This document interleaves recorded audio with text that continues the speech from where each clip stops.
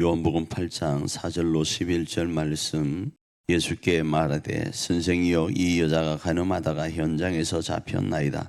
모세는 율법에 이러한 여자를 돌로 치라 명하였거니와 선생은 어떻게 말하겠나이까?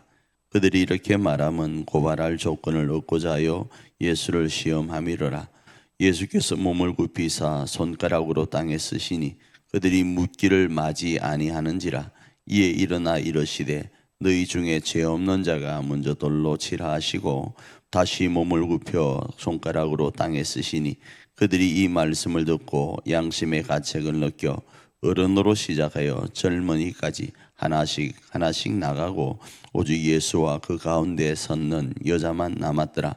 예수께서 일어나사 여자 외에 아무도 없는 것을 보시고 이르시되 여자여 너를 고발하던 그들이 어디 있느냐?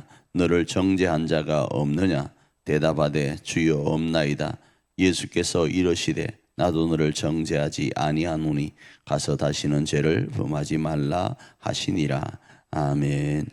오늘 본문의 제목은 자유의 선고 이렇게 잡고 말씀을 나누어 보기를 원합니다.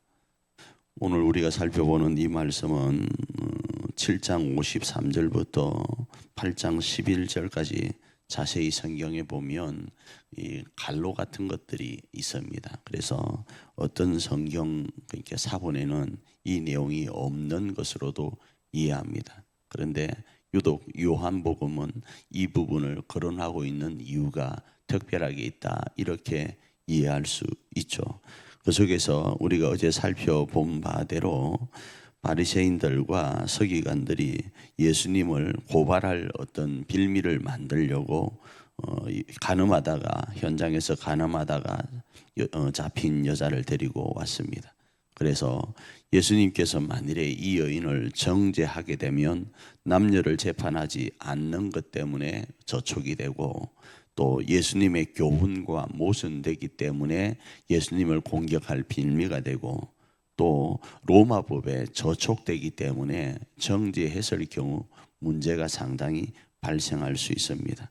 그런데 또 그럼 정죄하지 않으면 어떻게 되는가?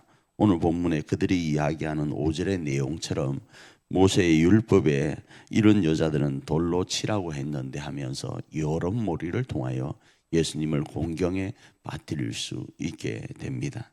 그때 예수님께서 땅에다가 글을 쓰십니다. 그러자 재차 이들이 예수님한테 묻습니다. 빨리 대답을 하라고 말이죠. 그때 예수님께서 일어나서 약간의 시간적 틈이 있겠죠. 일어나서 하시는 말씀이 죄 없는 사람이 돌로 치라라고 합니다. 그러자 그 말에 양심의 가책을 받은 사람들이 나이 많은 어른으로부터 시작돼서 한 사람 한 사람씩 현장을 떠나게 됩니다.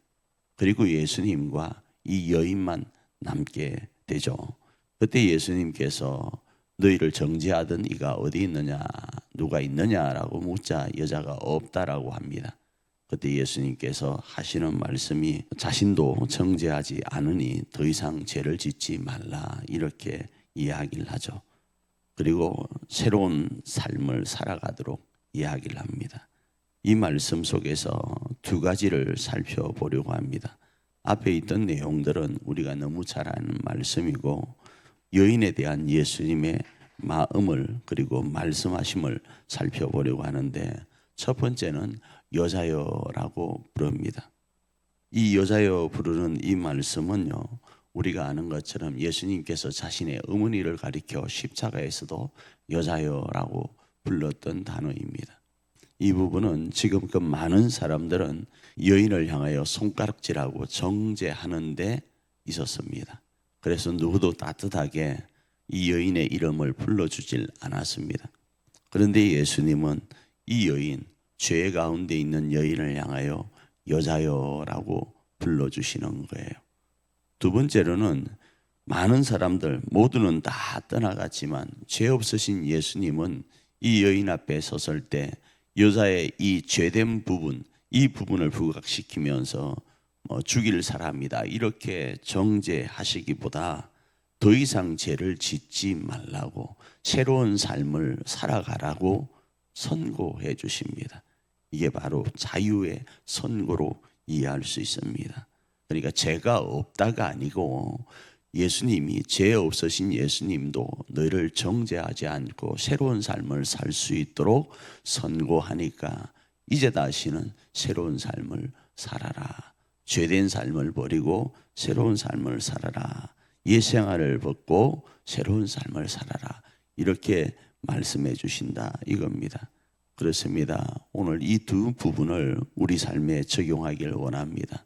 하나님은 우리를 향하여 세상은 뭐라 하든 간에 우리를 품으시고 사랑하시고 하나님의 자녀 삼아 주십니다. 그리고 우리의 이름을 불러 주십니다. 아울러 우리의 죄가 하나님 앞에 있음에도 불구하고 우리를 정죄하지 않고 그 정죄의 화살은 자신에게로 돌리고 우리로 새로운 삶을 살 수 있도록 선고해 주십니다. 그 주님을 오늘 의지하면서 우리에게 주신 귀한 오늘 하루의 삶을 하나님과 함께 승리의 삶으로 만들어가는 복된 저와 여러분 되기를 축복합니다.